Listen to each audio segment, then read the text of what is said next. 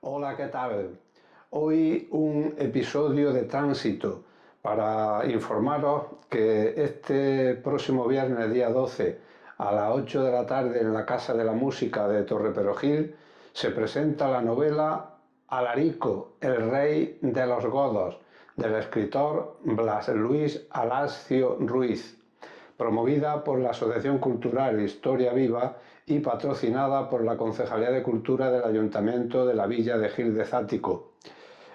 Blas Alascio, muy unido a la localidad perogilense, sobre todo en su infancia y adolescencia, pues nos narra de manera novelada la historia del rey godo Alarico, que conquistó el Imperio Romano y unió los reinos godos. Una novela que tiene unas características históricas, pero también unos giros literarios muy valiosos, muy bien realizados por esas aristas menos conocidas del rey Alarico en un siglo crucial para el devenir de la historia como fue el 363 después de Cristo, lleno de batallas, de traiciones y de intrigas palaciegas. Si no tenéis nada mejor que hacer este viernes próximo, día 12, a las 8 de la tarde, en la Casa de la Música de Torreperogil, os invitamos a disfrutar de la novela Alarico, el rey de los godos. Entrevistamos a Blas Alascio, autor de la novela Alarico el rey de los godos, publicada por Grijalbo en el año 2023. Me gustaría saber por qué ha elegido como personaje de su novela a Alarico. Bien, lo primero que hay que decir es que el personaje no lo eligió él, no lo elegí yo, fue él el que me eligió a mí.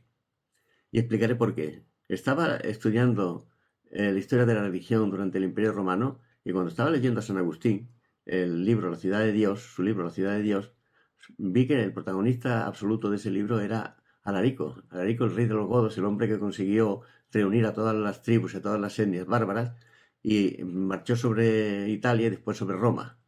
Y ese personaje, curiosamente, sobre ese personaje, curiosamente, no se ha escrito absolutamente ninguna novela. Y realmente hay que preguntarse por qué, cuando es un personaje tan importante que fue el que inició la caída del Imperio Romano. Por eso me preocupé de estudiarlo, por eso me preocupé de buscar las fuentes y por eso me preocupé de ir escribiendo un libro que me aclarara a mí mismo incluso las ideas sobre este personaje.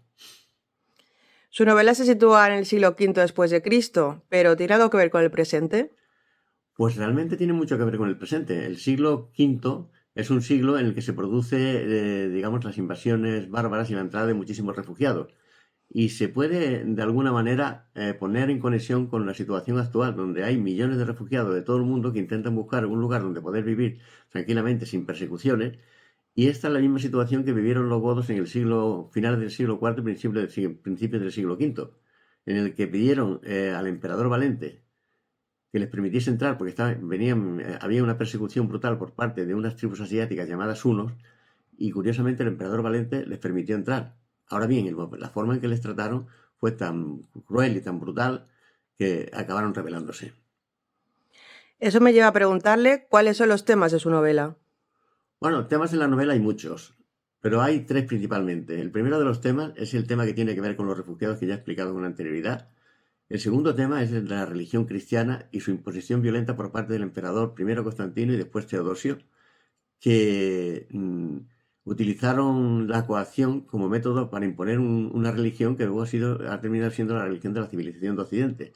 Pero claro, hay que comentar un tema que es importante, porque la Iglesia Católica ha escondido la forma en que impuso en el siglo IV y V la religión como religión única y oficial del Estado. Daba la impresión de que se impuso ella misma después de las persecuciones sufridas, pero que realmente lo de las persecuciones es casi un invento por parte de los historiadores de la Iglesia. Realmente la persecución brutal se produjo por parte de la Iglesia, que acabó condenando a muerte o a exilio a todas aquellas personas que no se convirtieran. Y ese sistema lo empleó el emperador Teodosio de una manera inmisericordia. El tercer tema es el tema de la violencia. La violencia permea toda la novela porque la violencia en aquella época era el elemento fundamental de imposición del poder y de la riqueza. Hablemos de su presentación. ¿Por qué ha decidido presentarlo en Torre Perojil? Bueno, el pueblo de Torre Perejil es un pueblo con el que tengo una conexión emocional muy importante. Fue allí donde pasé toda mi infancia y adolescencia. Aunque yo había nacido en un pueblo de la provincia de Huesca, mis padres fueron como maestros a ese pueblo, porque además en ese pueblo mi padre tenía tenía una relación muy fuerte con él porque ya había vivido mi abuelo y vivían otros familiares. Sobre ese pueblo yo escribí una especie de memorias o recuerdos que se conservan en un libro no editado que se llama Alquitán en los zapatos, que tiene como protagonista absoluto el pueblo de Torre Perojil, un pueblo al que le tengo un cariño extraordinario y con el que me siento muy vinculado.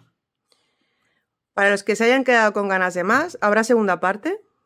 Bueno, el proyecto literario está concebido como una trilogía en la que la primera parte se trata de la infancia, adolescencia y llegada al poder del rey Alarico. La segunda parte trata ya del desarrollo y destrucción del Imperio Romano.